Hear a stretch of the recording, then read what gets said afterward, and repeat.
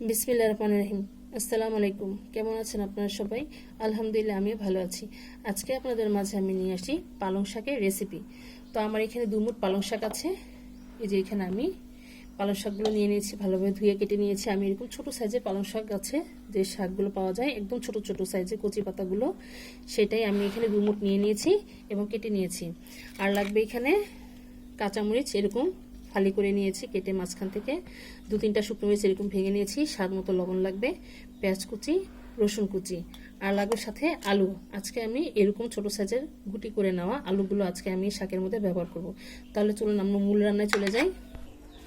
এখন আমি চুলার কাছে চলে আসছি। আমি কড়াই সহ এটাকে বসিয়ে দিলাম, শাকগুলো দিয়ে জালটা জ্বালিয়ে দিচ্ছি। বিসমিল্লাহির রহমানির রহিম।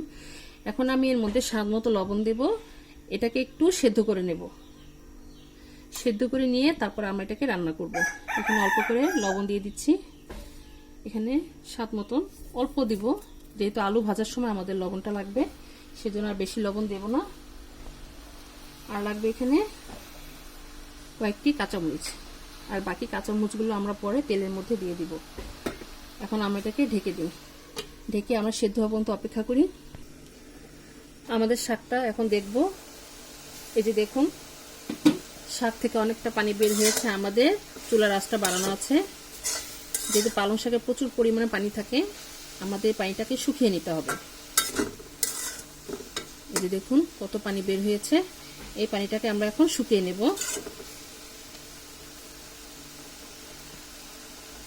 আবার ঢেকে দেব, আমরা এটা শুকিয়ে আসা পর্যন্ত অপেক্ষা করি।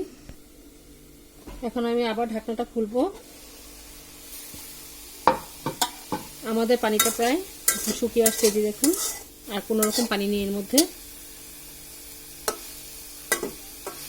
এখন আমরা এই শাকটাকে নামিয়ে ফেলবো। যেহেতু এটা সেদ্ধ হয়েছে, এখন আমরা এটাকে নামিয়ে ফেলবো। এখন আমি শাকগুলোকে নামিয়ে ফেলেছি।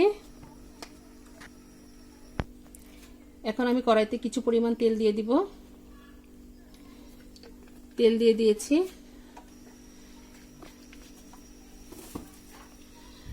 আমাদের যে পেঁয়াজ কুচি, রসুন কুচি, তারপর হচ্ছে যে শুকনো মরিচ, সেগুলো এর মধ্যে দিয়ে দিব এখন।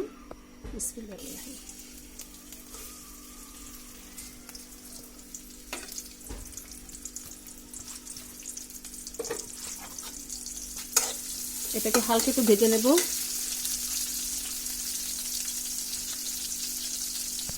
আমাদের পেঁয়াজটা প্রায় ভাজা হয়ে গেছে। এখন আমাদের যে আলুগুলো কাটা আছে, সেই আলুগুলো এর মধ্যে দিয়ে দিব তেলের মধ্যে।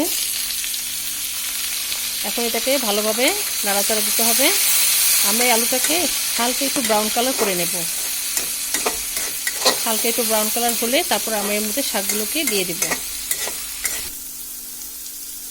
এখন আমি এর মধ্যে যে লবণ আছে সেই লবণটুকু দিয়ে দিব, আর যে কাঁচামরিচগুলো আছে সেটা এর মধ্যে দিয়ে দিব।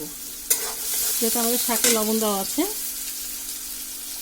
আবার বেশি দিলে তিতো হয়ে যাবে। তারপর একটু বুঝে দিবেন, শাকের অনুযায়ী, আলু অনুযায়ী লবণটা বুঝে শুনে দিবেন।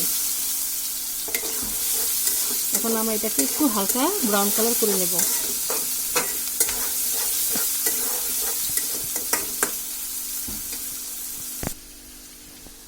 আমাদের আলুটি প্রায় ব্রাউন কালার হয়ে আসছে। এই যে দেখুন, রসুন, পেঁয়াজ সবকিছুরই কালার চেঞ্জ হয়ে গিয়েছে। এখন আমরা এই পর্যায়ে যে শাকগুলো আছে সেটার মধ্যে দিয়ে দিচ্ছি। এখন দিয়ে এটাকে আমি অনবরত নাড়াচাড়া করব। আলুর সাথে ভালোভাবে মিশিয়ে দিতে হবে।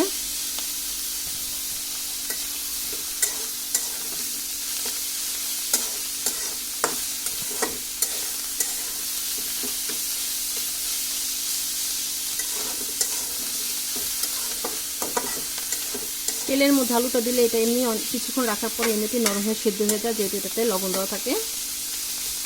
লবণ দিয়ে এটাকে তেলের মধ্যে ভাজা হয়। এই যে দেখুন, আমাদের শাকটি প্রায় কমপ্লিট। তৈরি হয়ে গেল আমাদের মজাদার পালং শাক আলু দিয়ে রেসিপি। মাশাআল্লাহ, আলহামদুলিল্লাহ, দেখুন দেখতে কত ভালো লাগছে। এটা খেতেও অনেক মজা। এটা যে শুধু সাদা ভাতের সাথে খাওয়া যায় তা না, এটা আপনারা সাদা রুটি পরোটার সাথেও খেতে পারবেন। পালং শাকের যে কোনো তরকারি রান্না করলেই অসাধারণ মজা লাগে। তো আমার কাছে এভাবে শাকটা রান্না করলে আলু দিয়ে খেতে খুব ভালো লাগে। তো আমার এই পালং শাকের রেসিপিটা আপনাদের কাছে কেমন লেগেছে আমাকে অবশ্যই কমেন্ট করে জানাবেন, আর আমার জন্য দোয়া করবেন আমি যেন আপনাদের মাঝে আরও রেসিপি নিয়ে আসতে পারি। তো আজ এই পর্যন্তই। আপনারা যে যেখানে আছেন ভালো থাকেন, সুস্থ থাকেন। আল্লাহ হাফেজ।